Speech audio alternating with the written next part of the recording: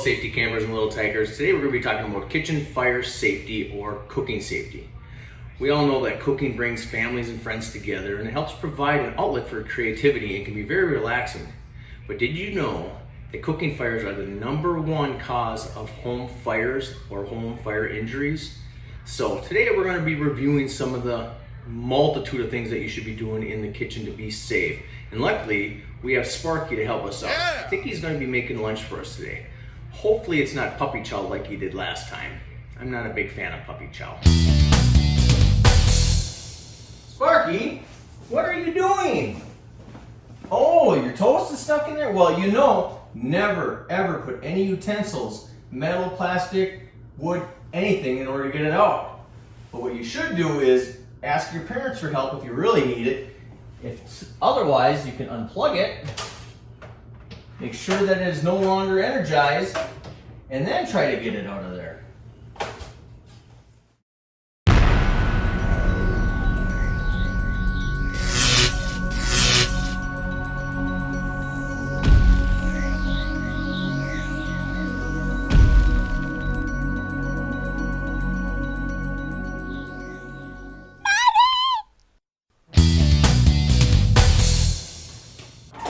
Sparky, no,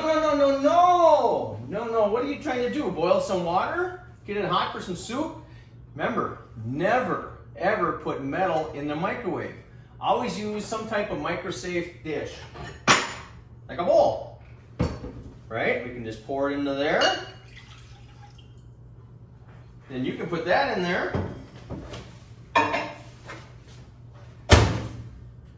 There we go.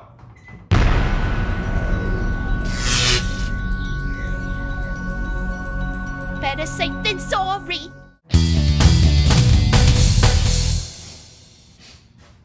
What's burning? Sparky, are you cooking lunch again? Are you heating up your puppy chow again? Well, let's go take a look. Oh, it's burning!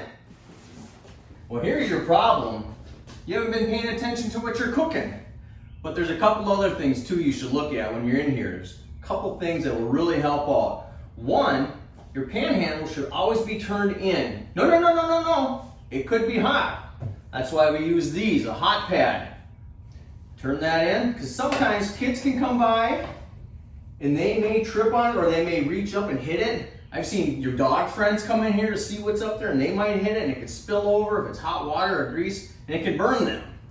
Another thing is, these are very flammable.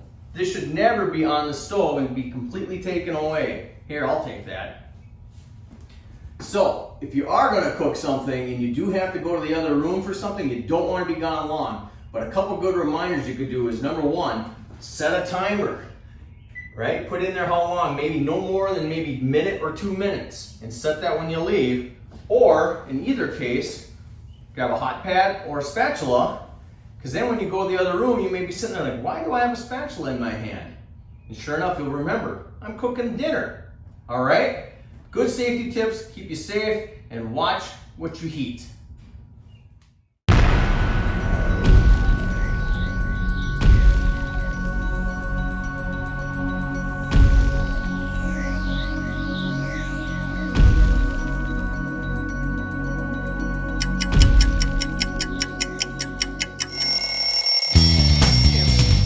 One last thing, Sparky.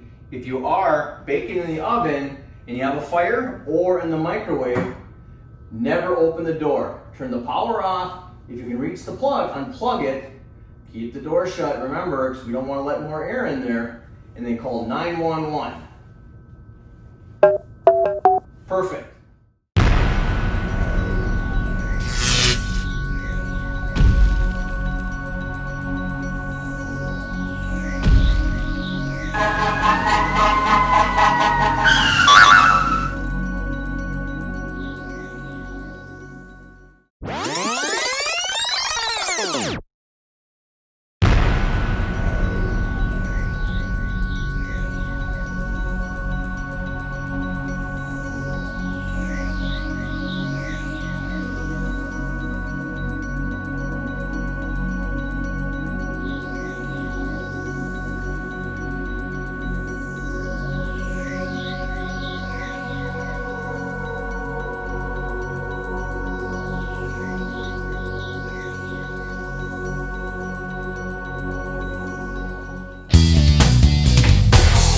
I am stuffed.